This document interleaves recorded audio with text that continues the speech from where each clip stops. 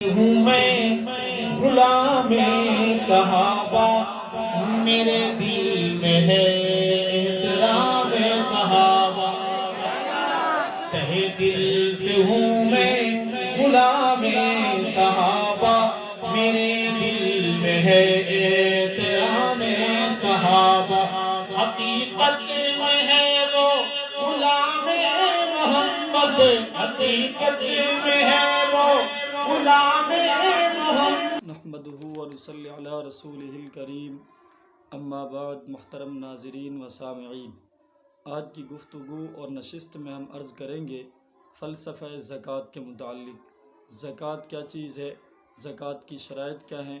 زکوٰۃ کا نصاب کیا ہے؟ زکوٰۃ کس پر واجب ہے؟ زکوٰۃ کا حکم کیا ہے؟ زکوٰۃ کی فرضیت کیا ہے؟ زکوٰۃ اور ٹیکس میں فرق کیا ہے؟ ان اہم اور ضروری امور پر ہم عرض کریں گے۔ یاد رکھیے، زکوٰۃ کا سب سے پہلے لغوی معنی کیا ہے؟ سب سے پہلی بات یہ ہے کہ زکوٰۃ کا لغوی معنی بڑھنا۔ جو شخص زکوٰۃ ادا کرتا ہے، اللہ تعالیٰ اس کے زکوٰۃ ادا کرنے کی برکت سے مال کو بڑھا دیتے ہیں۔ نمبر 2، زکوٰۃ کا لغوی معنی ہے مالک بنا دینا، اور جو شخص کسی بندے کو زکوٰۃ دیتا ہے تو وہ اس کو مالک بنا دیتا ہے۔ اب آگے جس کو مالک بنایا اس کی مرضی ہے، چاہے وہ اس مال کو جس کے اندر خرچ کرے وہ اب اس کا مالک ہو گیا۔ زکوٰۃ کی شرعی اصطلاحی شریعت کی اصطلاح میں زکوٰۃ کسے کہتے ہیں؟ الزکوٰۃ ہی تملیک المال بغیر عوض۔ زکوٰۃ وہ مال کا مالک بنا دینا ہے بغیر کسی عوض کے۔ اور یاد رکھیں، زکوٰۃ کا ثبوت قرآن اور سنت سے ثابت ہے۔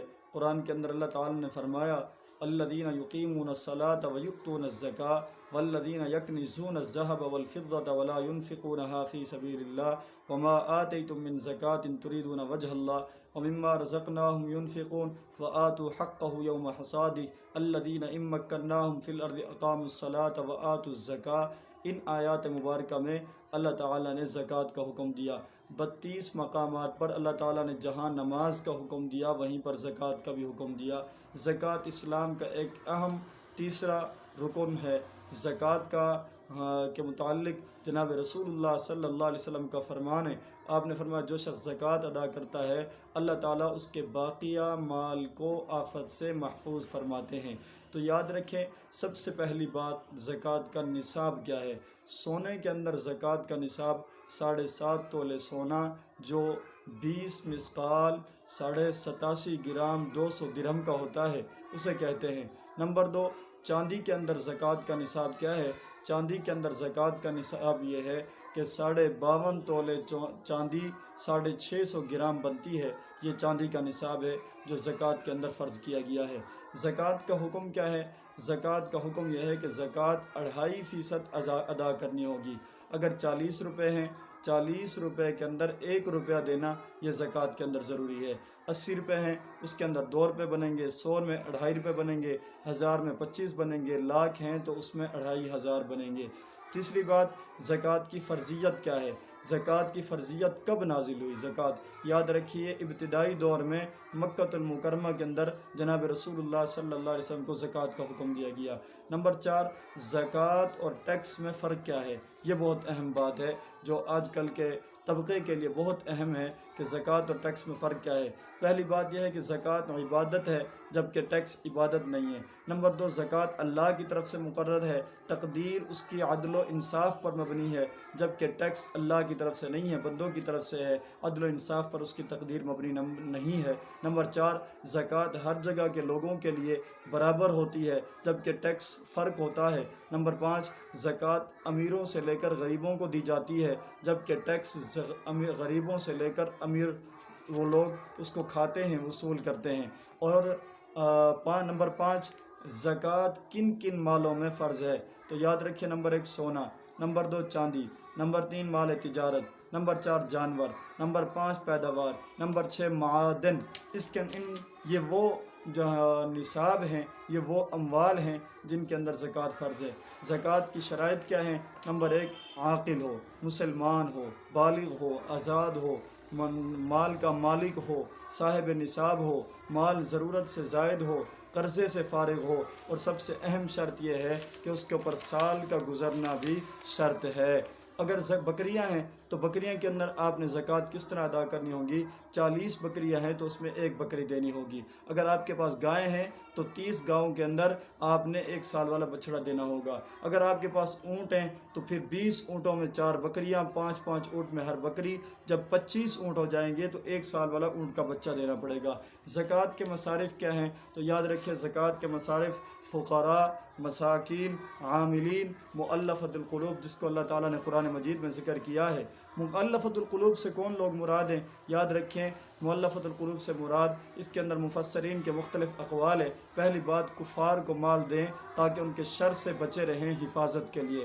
نمبر 2، کفار کو مال دیا جائے تاکہ ترغیب کے لیے دیا جائے، وہ دین اسلام میں داخل ہو جائیں، یہ بھی شامل ہیں۔ نمبر 3، مسلمانوں کو دیا جائے مال تاکہ وہ اپنے دین، مذہب، اسلام کے اندر پختہ ہو جائیں۔ نمبر 4، مسلمانوں کو دیا جائے تاکہ کفار دیکھ کر مسلمان ہو جائیں۔ نمبر 5، مسلمانوں کو کفار سے چھڑانے کے لیے مسلمانوں کو مال دیا جائے تاکہ وہ کفار سے لڑیں، یہ بھی مؤلفۃ القلوب میں شامل ہے جو رسول اللہ صلی اللہ علیہ وسلم دیا کرتے تھے۔ اور آخری بات یہ ہے کہ زکوٰۃ، اگر آپ نے گاڑی ہے آپ کے پاس، اسی طرح دکان ہے، پلاٹ ہے، تو اس کے اندر آپ نے زکوٰۃ کس طرح ادا کرنی ہوگی؟ جس طرح میں نے کہا، سونے کے اندر، چاندی کے اندر، پیداوار کے اندر، مال تجارت کے اندر، جانور کے اندر، پلاٹ کے اندر، کرائے پر مکان ہو، ان تمام مالوں کے اوپر زکوٰۃ فرض ہے۔ تو پیداوار سونے اور چاندی کا نصاب میں نے بتا دیا، سونے کے اندر 7.5 تولے، چاندی 52.5 تولے۔ اور اگر پیداوار ہو، اگر وہ پیداوار ایسی ہے جو آسمان کے پانی سے سیراب ہوتی ہے تو اس کے اندر 10واں حصہ یعنی 20 من میں 2 من آپ کو ادا کرنا ہوں گے۔ اور اگر وہ پیداوار ایسی ہے جو خرید کے پانی سے وہ سیراب ہوتی ہے، اگتی ہے، تو اس کے اندر آپ کو 20واں حصہ یعنی 20 من میں 1 من آپ کو زکوٰۃ دینا ہوگا۔ نمبر 3، اسی طرح دکان ہے یا کرائے کا مکان ہے، اگر کرائے کا مکان ایسا ہے اگر سال بعد اس کا کرایہ جمع ہوتا رہا پھر وہ نصاب کو پہنچ جائے، اس میں سے خرچ نہ کیا جائے، جمع ہو جائے، تو پھر اس کے اندر زکوٰۃ دینا ہوگی۔